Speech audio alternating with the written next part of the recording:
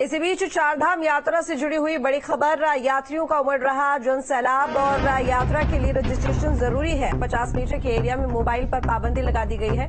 चमोली बद्रीनाथ में जोरों पर पुनर्निर्माण कार्य, नौसन बॉर्डर पर वाहनों की चेकिंग भी जारी है। हर हालात पर प्रशासन की नजर है। तो चारधाम यात्रा को लेकर ये बड़ी जानकारी। लगातार यात्री पहुंच रहे हैं चारधाम यात्रा में दर्शन करने के लिए। यात्रा के लिए रजिस्ट्रेशन बहुत जरूरी है।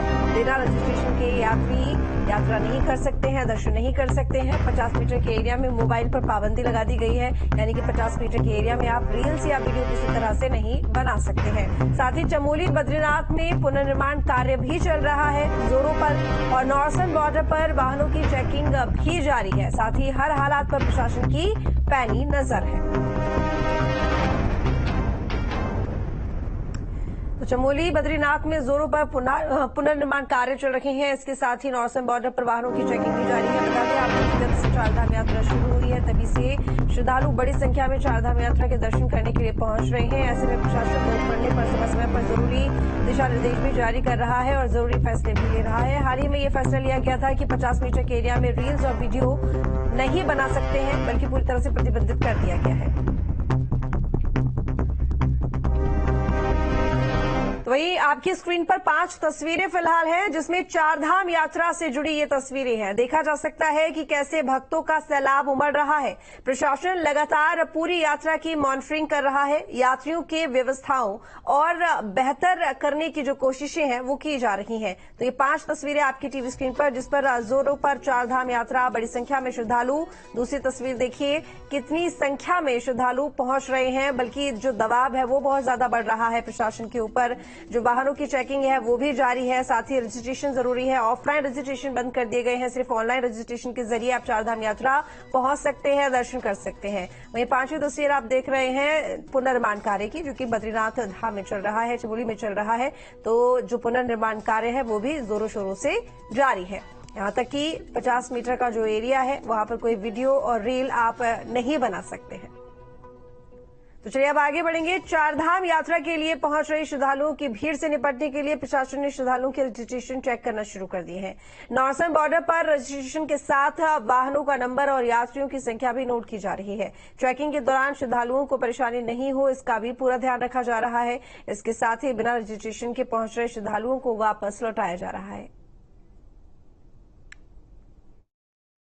मैं चारधाम के लिए पूरा फैमिली के साथ निकला हूँ अहमदाबाद से। अमीर से पूरा पैकेज है। कोई उठा आपका रजिस्ट्रेशन हो? नहीं, अभी वहाँ से करवाना है। ऑनलाइन बंद हो गया।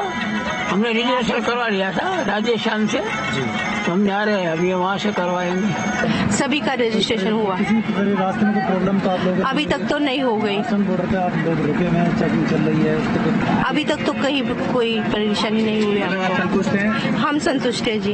हम बद्रीनाथ के लिए जा रहे हैं। जैसे आप लोग इतने सफर करके आ रहे हैं, कुछ तो परेशानी हो रही है? जैसे कि आप लोग नौसन बॉर्डर पर इस वक्त मौजूद हैं? नहीं, अभी तो ऐसा कोई प्रॉब्लम नहीं हुआ है। तो कुछ सहयोग हो रहा है? हाँ जी, गुड। कौन सहयोग हो रहा है यहाँ पर? हाँ, बिल्कुल ओके है।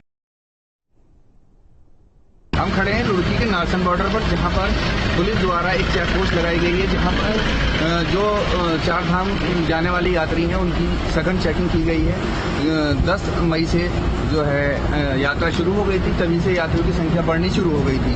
उसी को देखते हुए सभी उत्तराखंड के सभी बॉर्डर के ऊपर चेकिंग अभियान चलाया जा रहा है। आला अधिकारियों के सख्त निर्देश है कि सभी की चेकिंग की जाए और जिन वाहनों के रजिस्ट्रेशन है सिर्फ उन्हीं को ऊपर चारधाम यात्रा के लिए जाने दिया जाए। जिन के रजिस्ट्रेशन नहीं है उनको बॉर्डर से ही वापस किया जा रहा है। इतनी तेज गर्मी में भी पुलिस जो है बखूबी अपना काम अंजाम दे रही है। आप देख सकते हैं कि यहाँ पर वाहनों की काफी लंबी लाइन लगी हुई है। पुलिस जो है छाता लगाकर अपना काम को अंजाम दे रही है। और सामने जो है आप देख सकते हैं कि सामने जो है ये जो गाड़ियां हैं इसके जो रजिस्ट्रेशन है पुलिस जो उनको चेक करके और जिनके रजिस्ट्रेशन हुए हैं उनको आगे भेज रही है।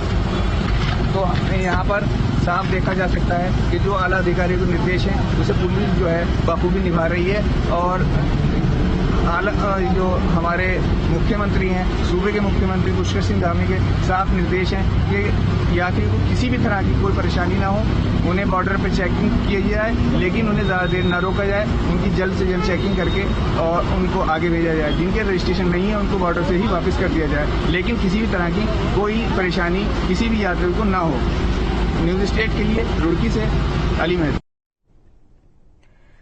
चमोली में बद्री विशाल के दर पर जनसैलाब उमड़ रहा है और शासन प्रशासन लगातार व्यवस्थाओं को दुरुस्त करने में जुटा हुआ है। सहकारी बैंक धाम में एटीएम की सुविधा उपलब्ध करी है और आंकड़ों की बात करें तो 12 मई से अभी तक एटीएम में 17 लाख रुपए कैश जा चुके हैं।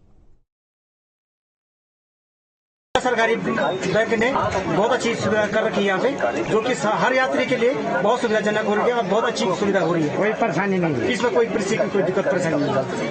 बैंक का एटीएम है, ये सारी यात्रियों को सुविधा दे रहा है। बाकी और बैंकों में अभी कोई सुविधा नहीं है, जिससे यात्री लोग बहुत परेशान हैं। कृपया जल्दी जल्दी व्यवस्था सुचारू रूप से तैयार कीजिए। धन्यवाद। महावीर नेगी इस वक्त हमारे साथ जुड़े हुए ज्यादा जानकारी के साथ में। महावीर, बद्री विशाल के दर पर भी जन सैलाब उमड़ रहा है, इसके साथ ही शासन प्रशासन के सामने भी चुनौती बनी हुई है व्यवस्थाएं दुरुस्त करने के लिए, बेहतर करने के लिए। फिलहाल किस तरह की व्यवस्थाएं देखने को मिल रही हैं? क्या कुछ बेहतर करने के लिए प्रशासन की तरफ से कदम उठाए जा रहे हैं?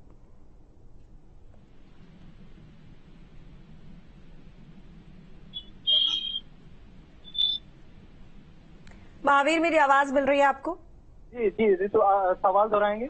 बिल्कुल महावीर, देखिए बद्री विशाल की बात करें हम, क्योंकि देखिए चारधाम यात्रा की शुरुआत से ही लगातार श्रद्धालुओं की संख्या बढ़ती जा रही है, दबाव बहुत ज्यादा प्रशासन के ऊपर बढ़ गया है, तो ऐसे में क्या कुछ कदम उठाए जा रहे हैं प्रशासन की तरफ से?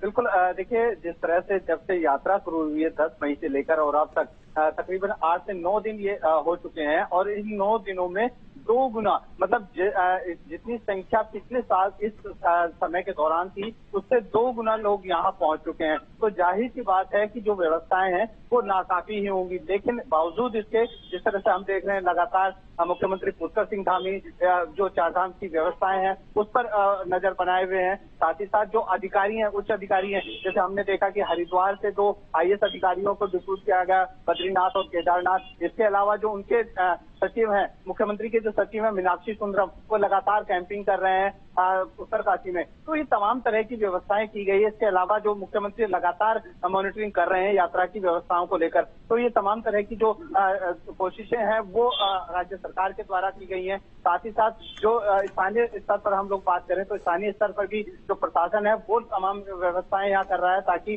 जो यहाँ आने वाला श्रद्धालु है वो उसे कहीं किसी तरह की दिक्कत ना हो। हाँ, जिस तरह से दबाव जरूर यहाँ पर बढ़ा है लोगों का, तो उसको लेकर भी, क्योंकि पंजीकरण को लेकर बीच में पंजीकरण जरूर रोक दिया गया था, आज भी पंजीकरण रुका, तो कल पंजीकरण शुरू होगा या नहीं होगा ये अभी थोड़ी देर में पता लगेगा। लेकिन जो ऑफलाइन पंजीकरण था उसको लेकर लोगों की काफी यहाँ पर हम देख रहे थे कि मारामारी थी, लेकिन जिस तरह से व्यवस्थाएं की गई, स्टॉपेज सेंटर यहाँ पर बनाया गया।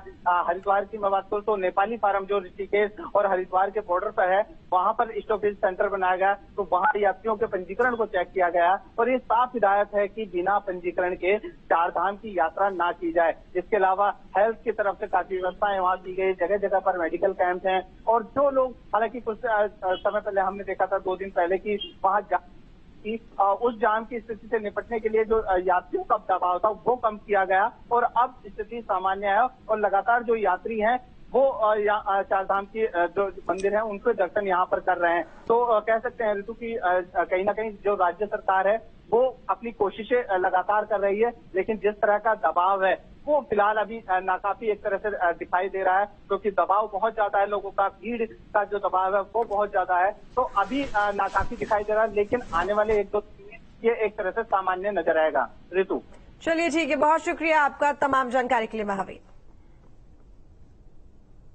आगे बढ़ेंगे रुद्रप्रयाग से बड़ी खबर। कल विधि विधान से खुलेंगे भगवान मदमहेश्वर के कपाट। गौंडार गांव से डोली पहुंचेगी मदमहेश्वर धाम। ब्रह्मबेला में गौंडार गांव से प्रस्थान करेगी उत्सव डोली। रुद्रप्रयाग से बड़ी खबर, जहां पर कल विधि विधान से खुलेंगे भगवान मदमहेश्वर के कपाट। गौंडार गांव से डोली पहुंचेगी मदमहेश्वर धाम। ब्रह्मबेला में गौंडार गांव से प्रस्थान करेगी उत्सव डोली।